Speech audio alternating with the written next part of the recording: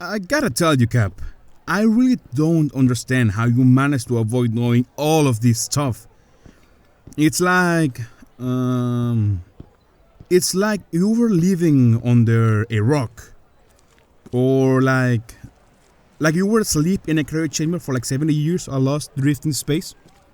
I don't know, something like that. Because, well, I'm gotta be honest, you've missed almost everything.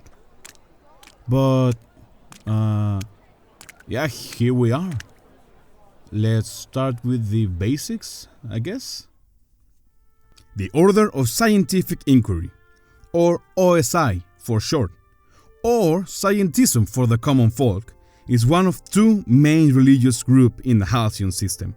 Well, I call them two main religious groups, but it's more like one religious group and like a little party with heretics having a good time. But they're worth mentioning. Scientism is the official religion of the corporations, its believers being called scienticians. Scientism instills the mindset that everyone is right where they are meant to be, and straying from one's job or place in life is tantamount to heresy.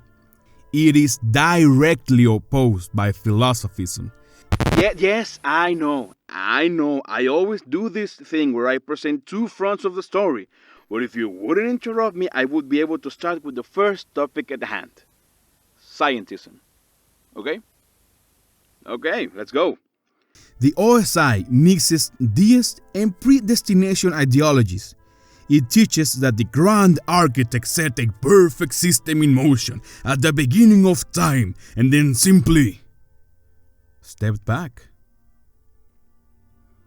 Alongside this concept, they hold a Darwinistic belief that there is no equality in nature. The weak will die and the strong will thrive. Well, hence why it's called scientism. It, kinda checks out.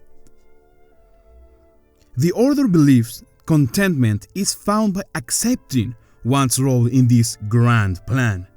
Eventually, followers expect to decode the plan and all of its intricacies. Once they are able to deduce the properties of every particle in the universe and its trajectory, they will know everything. The future, the past, each person's place within the plan, all will be laid out, removing struggle and bringing peace. If you ask me, I don't think that day will ever happen, but it's hopeful thinking.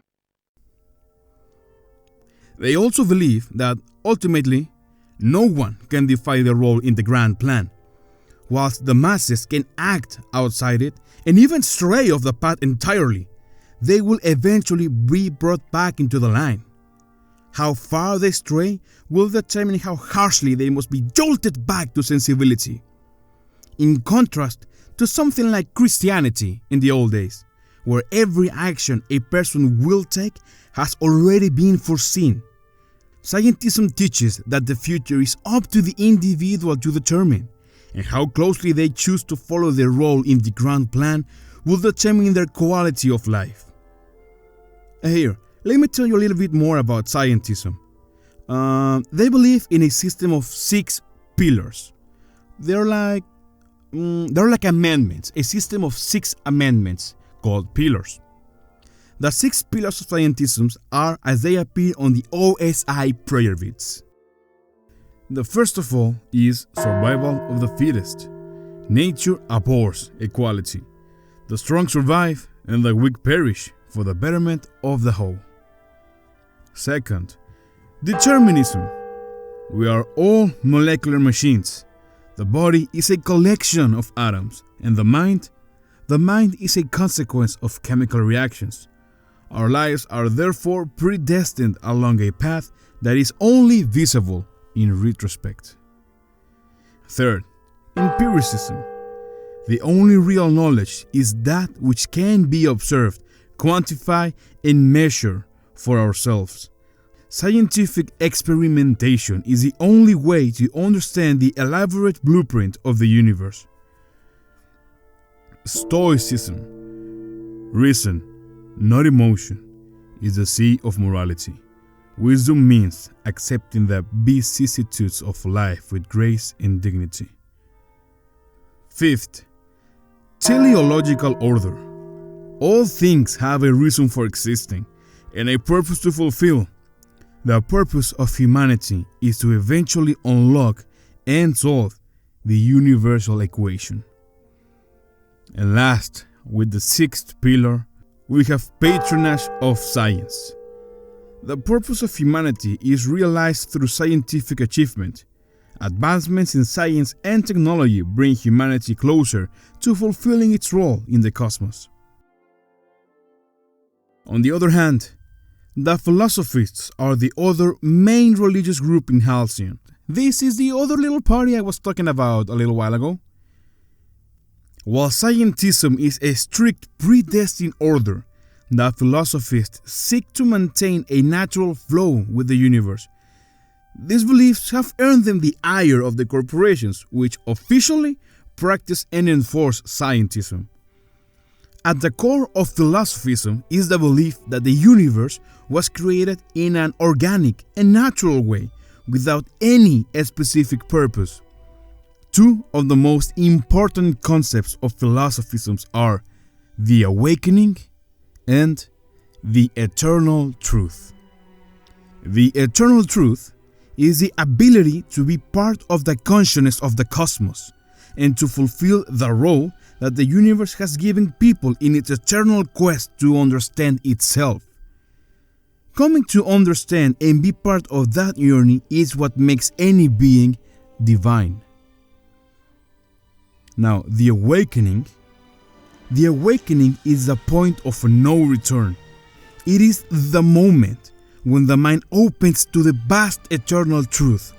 It is the experience that any philosophist goes through and that can come from different vital experiences, such as witnessing the death of a loved one, amongst many others.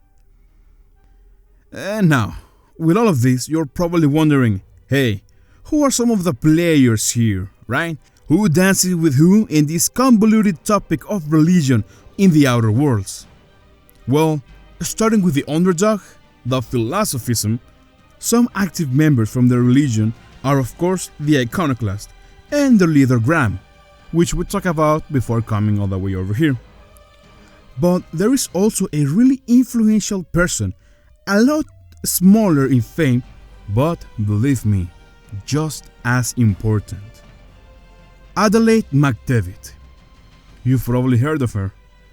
Adelaide McDavid is the leader of the deserters who are living in Emerald's Vale Botanical Labs. There is a little bit of story to her, but we'll talk more about her in the future. Right now we have to focus on the topic at hand. Now, on the popular side of the block, we have pretty much everyone else in the Halcyon system, and probably as well on Earth. But some remarkable persons would be Constable Reyes, the law enforcer in Edgewater. She is the one in charge of the law, and also bounties on wanted criminals can be turned into her in exchange for bits. You know, if you're feeling like do some head hunting. There's also the one and only Maximilian De Soto, often referred to just as Vicar Max. He is the vicar of the Order of Scientific Inquiry assigned to the town of Edgewater.